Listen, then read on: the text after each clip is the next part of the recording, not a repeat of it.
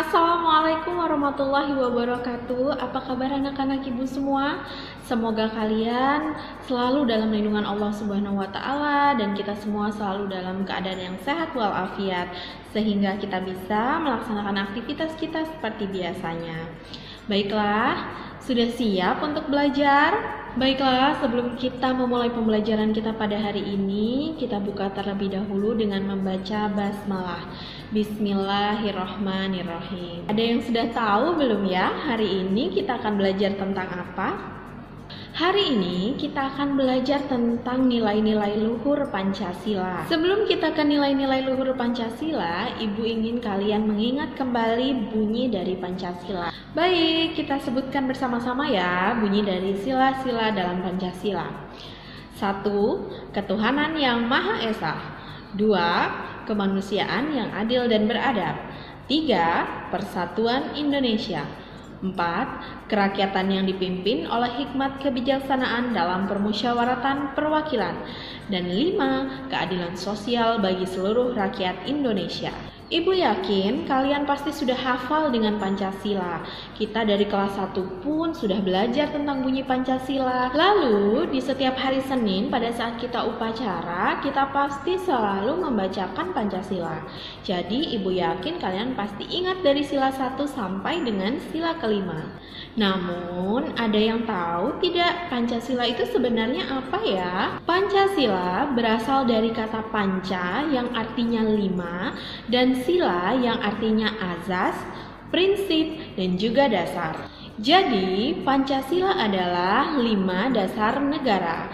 Di dalam Pancasila terkandung nilai-nilai luhur, dan sudah seharusnya kita sebagai generasi penerus bangsa wajib mengamalkan nilai-nilai luhur dalam Pancasila.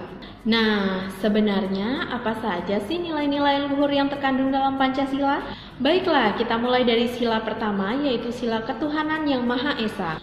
Pemerintah membebaskan masyarakat Indonesia untuk memilih agama sesuai dengan kepercayaan yang mereka anut.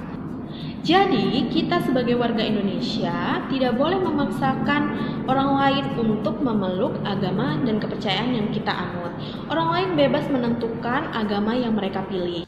Selanjutnya, kita juga harus saling menghargai antar pemeluk agama. Nah, ibu contohkan ya, misalnya kalian memiliki tetangga bersebelahan dengan rumah kalian. Yang satu beragama Kristen misalnya. Pada saat hari Minggu, biasanya orang-orang yang beragama Kristen sedang melakukan ibadah Minggu. Bisa jadi mereka melakukan ibadah di rumah mereka. Sedangkan tetangga kalian yang satu lagi dengan waktu yang bersamaan menghidupkan musik dengan keras. Kira-kira kalau terjadi hal seperti itu, yang kalian lakukan sebaiknya apa ya? Benar sekali, kalian harus menasehati tetangga kalian yang menghidupkan musik tersebut untuk mengecilkan suara musiknya sehingga tidak mengganggu tetangga kalian yang lain yang sedang melakukan ibadah minggu. Baik, selanjutnya sila kedua yaitu kemanusiaan yang adil dan beradab. Pada sila kedua ini, kita sebagai masyarakat Indonesia wajib menjunjung tinggi hak dan kewajiban karena setiap warga negara Indonesia memiliki hak dan kewajiban yang sama. Selanjutnya, kita tidak boleh diskriminatif terhadap setiap orang, apalagi jika berkaitan dengan suku, ras, dan juga agama. Contoh penerapan untuk sila kedua, misalnya, setiap warga negara Indonesia berhak mendapatkan penghidupan yang layak. Jika kita melihat saudara kita atau tetangga kita sedang mengalami kesusahan atau kesulitan, maka sebaiknya kita wajib membantunya. Sila ketiga yaitu Persatuan Indonesia. Kita sebagai warga negara Indonesia wajib menjunjung tinggi nilai-nilai nasionalisme dan kita juga wajib cinta terhadap tanah air kita serta kita harus selalu menjaga nama baik Indonesia. Contoh penerapan sila ketiga ini misalnya kita bangga terhadap produk-produk yang ada di Indonesia. Kemudian kita juga bisa berpartisipasi dalam mengharumkan nama baik Indonesia. Misalnya jika kalian berbakat, maka bakat kalian harus dikembangkan. Contohnya, jika kalian memiliki prestasi di bidang pencak silat, di bidang olahraga, ataupun di bidang ilmu pengetahuan, kalian wajib mengembangkannya supaya kalian menjadi berprestasi dan bisa mengharumkan nama baik Indonesia di kancah dunia. Kita lanjutkan ke sila berikutnya, yaitu sila keempat, kerakyatan yang dipimpin oleh hikmat kebijaksanaan dalam permusyawaratan perwakilan. Masyarakat Indonesia sudah melakukan kebiasaan untuk bermusyawarah untuk mencapai mufakat sejak zaman nenek moyang kita. Musyawarah untuk mencapai mufakat ini digunakan untuk menyelesaikan suatu masalah. Nah, kita biasanya juga menggunakan cara bermusyawarah di dalam kelas. Apa sih contohnya? Contohnya adalah ketika kita mau menentukan ketua kelas. Biasanya kita bermusyawarah terlebih dahulu untuk menentukan siapa sih sebenarnya dari siswa-siswi yang ada di kelas kita yang cocok menjadi ketua kelas.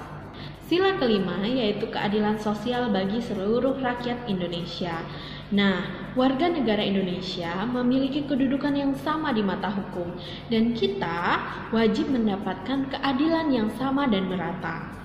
Untuk contoh penerapan sila kelima dalam Pancasila, ini juga sudah biasa kita lakukan di dalam kelas.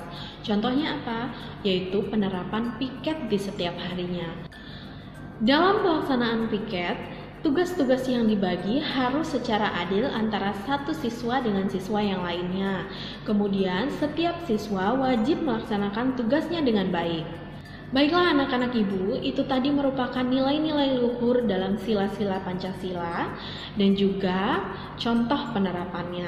Nah, ibu punya tugas untuk kalian dan tugas ini sebenarnya cukup mudah. Kalian hanya perlu mengirimkan video kepada ibu. Videonya yaitu kalian sedang melafalkan sila-sila Pancasila. Ingat ya, tidak boleh melihat buku. Kalian harus hafal dengan sila-sila Pancasila. Baik, untuk pembelajaran hari ini Ibu cukupkan. Semoga kalian paham dengan pembelajaran hari ini. Sekarang kita tutup pembelajaran kita pada hari ini dengan melafalkan hamdalah. Alhamdulillahirabbil alamin. Dan Ibu akhiri, Assalamualaikum warahmatullahi wabarakatuh.